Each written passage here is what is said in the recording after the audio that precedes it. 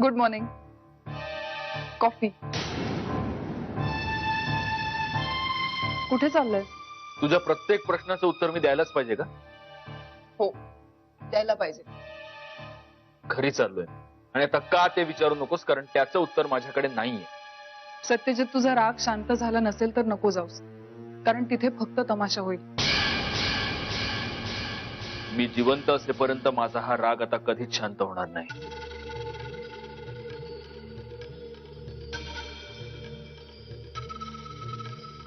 कालच्या रात्रीनंतर सुद्धा तुझं हेच म्हणणं आहे? सत्यजित, मला फक्त एवढंच म्हणायचंय की प्लीज आता तरी डोळसपणे वाग. जिला तू सगळे अधिकार दिलेस ती तुझ्याशी कशी वागली, आणि जिला पदोपदी लाथाडलंस तिने तुझी कशी आणि किती साथ दिली याचा विचार कर.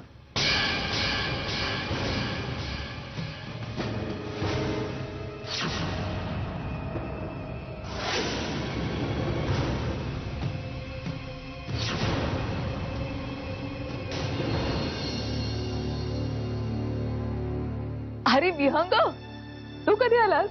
मी आतमध्ये बसल्या बसल्या झोपले, माझा डोळाच लागला, मला कळलंच नाही तू कधी आलास ते. ठीक आहे, तू जाऊन झोप. ए नाही, मला सांग ना काय झालं तिकडे, आणि दी कशी आहे? वहिनी खूप छान आहे आणि बाळही छान. चला बरं झालं. ए आणि बाबा भेटले? बाबांची भेट झाली? हो झाली, भेट झाली. फक्त टेन्शनमुळे आमचं काही फार बोलणं नाही झालं. टेन्शन? काल काल रात्रीपासून सत्यजित गायब आहे. कुठे काय करतोय कोणालाच पत्ता नाही. त्याचा फोन सुद्धा स्विच ऑफ लागतोय. का वागतो असा हा? पण असं अचानक काय झालं? कोणाला काहीच माहित नाही, कारण काल रात्री घरी कोणी नव्हतं. एक सोन्या तेवढा वहिनींच्या सोबत होता. त्याला काही विचारावं आणि त्यांनी काही सांगावं या मनस्थितीत तो आता नाहीये. कालपासून त्याने सुद्धा रडून रडून गोंधळ घातलाय आणि आता तर गप्पच आहे, काही बोलतच नाहीये. घाबरला असेल रे बिचारा. ए बरं मला सांग ना, दीचं बाळ कसं आहे? पाहिलंच त्याला? खूप छान आहे मधुरा. मी 2 मुलींना पाहता क्षणी त्यांच्या प्रेमात पडलोय. एक तुझ्या आणि एक त्या बाळाच्या. तर सांगतो, ते बाळ एवढं गोड आहे ना की त्याला पाहता क्षणीच उचलून घ्यावं असं वाटतंय. माझी ना खरंच देवाकडे एक प्रार्थना आहे की दीचं आणि जिजूंचं सगळं सुरळीत हो. तू काही काळजी करू नकोस, होईल सगळं व्यवस्थित. ऐक देवा, मी एकट मोडलंय माझं काम करून. ऐक ना तू.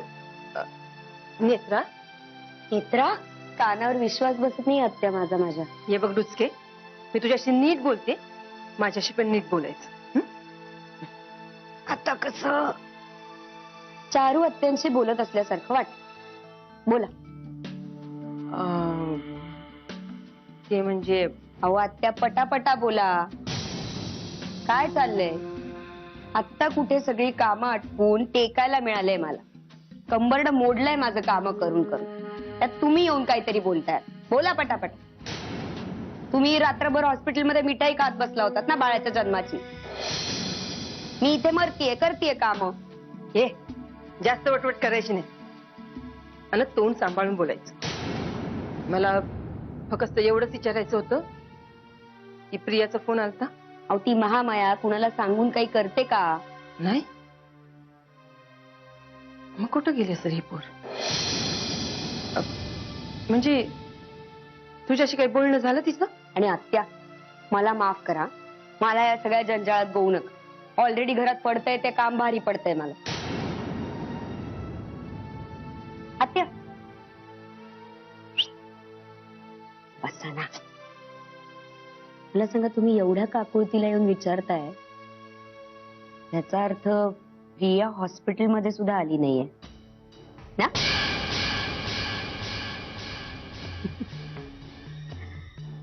अच्छा अच्छा अच्छा, प्रिया पण हॉस्पिटलमध्ये नाहीये. आणि नाही म्हणजे तुम्हाला जो संशय आला त्याची खात्री करून घेण्यासाठी आलात का इथे?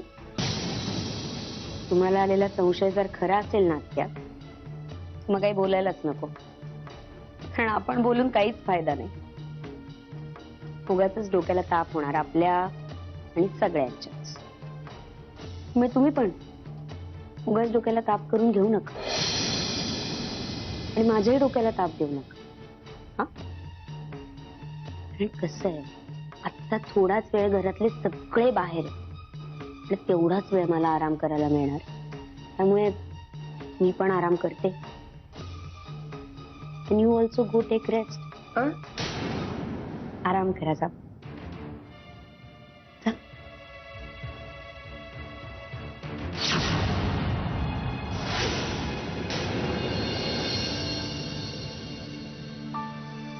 मिसेस मुधोळकर, कसं वाटतं तुम्हाला आता? बघा, तुम्हाला भेटायला कोण आलंय? हे आलेत का? नाही, मिस्टर मुधोळकर नाही आले. बाळ आलंय तुमचं.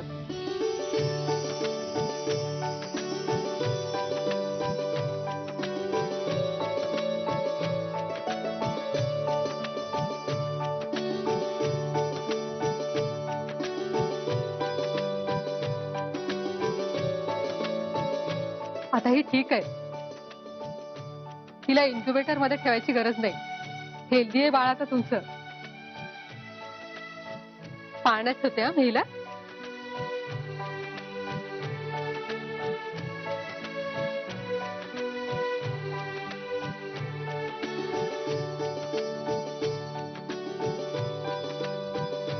काळजी घ्या.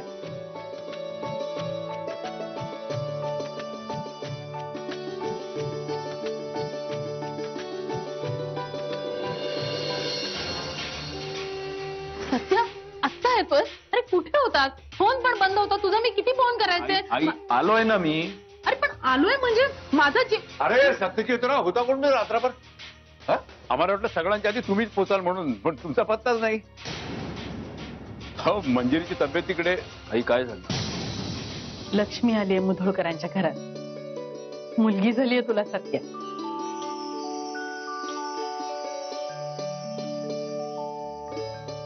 बाळ आणि आई दोघेही सुखरूप आहेत. बाळाचं नाक अगदी तुझ्यासारखं आहे सत्या. चेहरा मात्र मंजिरी सारखा आहे. सुंदर.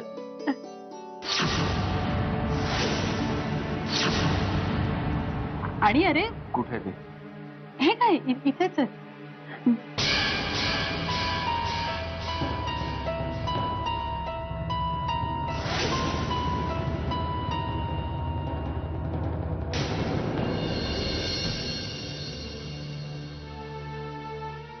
तुम्ही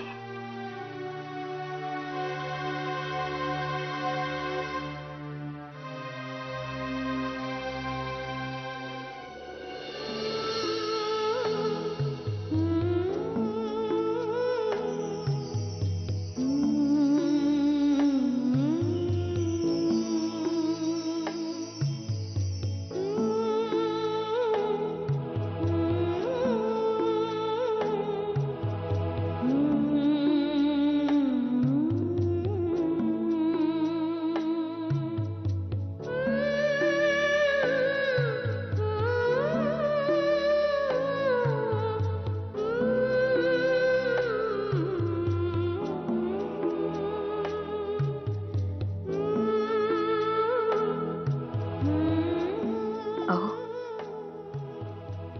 तुम्ही म्हणायचं ना नेहमी तुमच्या मनासारखंच झालंय. मुलगी झाली आपल्याला. आतापर्यंत सगळं तुझ्या मनासारखं होत होतं. आता इथून पुढे माझ्या मनासारखंच होणार.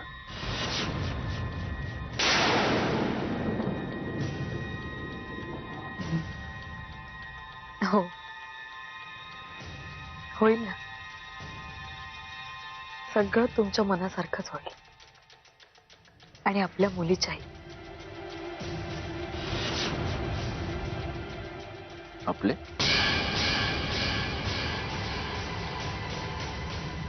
तुझं एक बरं आहे म्हणजे तू डोक्याला फारसा त्रास करून घेत नाहीस.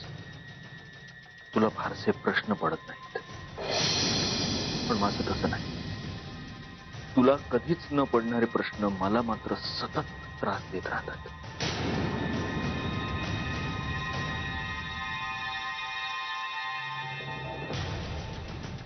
हे बाळ नक्की माझंच आहे ना?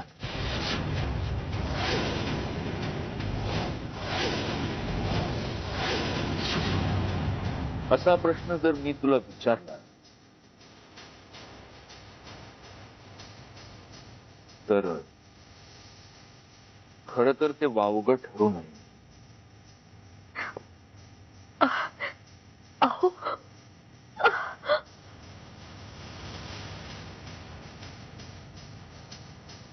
पण मी तुला असा प्रश्न विचारणार नाही, कारण तू तुझी सगळी लाज कोळून प्यायली असलीस तरी माझी लाज अजून शाबूत आहे. आणि सगळ्यात महत्वाचं म्हणजे हिला उचलल्यानंतर माझ्या अंगावर आलेला शहारा, माझ्या डोळ्यात आलेलं पाणी हे सिद्ध करतं की ही माझीच मुलगी आहे. तुझ्यावर आता माझा 2 पैशांचाही विश्वास नाहीये मंजिरी, पण माझ्या अश्रूंवर माझा पूर्ण विश्वास आहे. Anyway, या एका बाबतीत तू माझ्याशी एकनिष्ठ राहिलीस त्याबद्दल थँक्यू.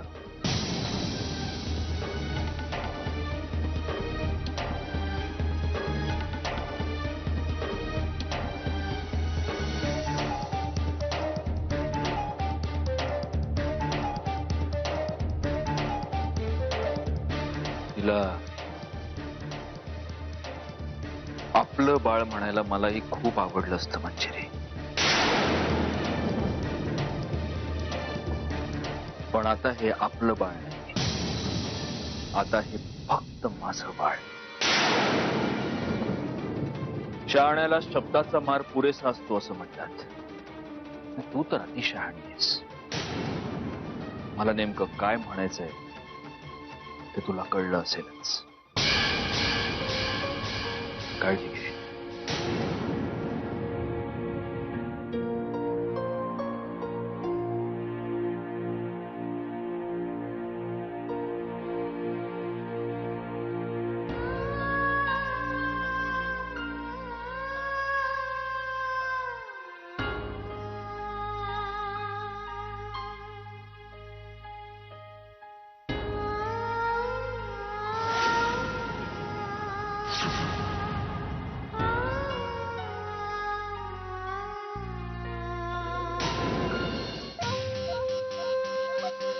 प्रिया, काल रातभर कुठे होतीस?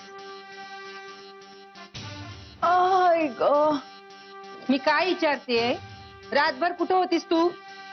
सत्यजित बरोबर होते रात्रभर. कुणासोबत होती हे नाही विचारलं, कुठं होतीस हे विचार. मग काय करत होते हे नाही विचारणार? प्रिया, आत्या, तुला प्रश्नांची उत्तरं हवीत ना, ती मी देतेय. अगं किती खालच्या पातळीला येशील? काय केलंस तू? शेवटी तुला पाहिजे ते मिळवलंच ना, पण तुला कळतंय का तू काय केलंस ते? अगं पाप केलंयस, पाप. आत्या, पाप और पुण्य का फैसला करने वाले हम कौन होते? हे गप्पे, कुणाशी बोलते याचं भान आहे का तुला? अगं सत्याची बायको मरणाच्या दारात होती. सत्याचं बाळ जगतंय का मरतंय हे बी कुणाला कळत नव्हतं. सगळ्यांचा जीव कासावीस झाला होता. त्या वेळेला सत्या हॉस्पिटलमध्ये पाहिजे होता आणि तू त्याला स्वतःजवळ ठेवून घेतलं, तो बी तुझा घाणेरडा स्वार्थ साधण्यासाठी. अगं काय मिळवलंस तू? मला जे हवं होतं ना ते मला मिळालंच. बाकीचं तू सत्यजितला विचार. आणि मी त्याला माझ्याकडे ठेवून घेतलं असं म्हणतेस ना तू, पण मी काय त्याचे हातपाय बांधून ठेवले नव्हते. त्याला जर यायचं होतं तर तो आला असता, पण त्यालाच यायचं नव्हतं. त्याला माझ्या जवळ थांबणं जास्त महत्वाचं वाटलं. त्यात आता मी तरी काय करणार? गब्बस, मी काय तुला आज ओळखते? अगं तूच सत्याला या समध्यामध्ये अडकविलं असशील. या, तू हे बरं नाही केलंस. आत्या, मी काय केलं ना ते मला चांगलंच माहिती. आणि यापुढे तुला काही प्रश्न असले ना तर ते सत्यजितला जाऊन विचार. आहे हिम्मत? प्रिया, ओरडू नको प्लीज. मला ना खूप झोप येतेय. आत्या, जाताना प्लीज लाईट बंद करून जा.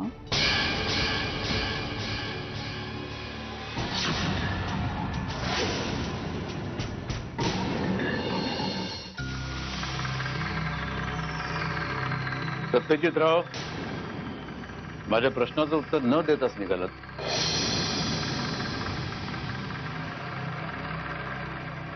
तुम्हाला प्रश्न विचारण्याचा अधिकार आहे ना अजून मला? आहे ना. तुम्ही वयानं मोठे आहात माझ्यापेक्षा. मी तुम्हाला बाबा म्हणतो. मला कुठलाही प्रश्न विचारण्याचा अधिकार तुम्हाला आहे. मग त्याच हक्काने मी तुम्हाला विचारतो,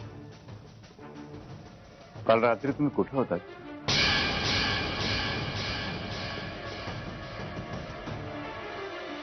मंजिरीची अवस्था खूप क्रिटिकल होती. जेव्हा तिला तुमच्या आधाराची गरज होती तेव्हा तुम्ही कुठे होतात? मी काय कोणाला आधार देणार बाबा? इथं मीच मुळासकट छाटला गेलाय. बघा, अनुभवाने मी खूप मोठा आहे तुमच्यापेक्षा, वयाने सुद्धा मोठा आहे. म्हणून एक सांगतो की वेदनाशी मनामध्ये दाबून ठेवायची नसते. त्याने पेच वाढतो. सोडवता येत नाही आणि दुर्लक्षही करता येत नाही. सांगा ना मला काय झालं?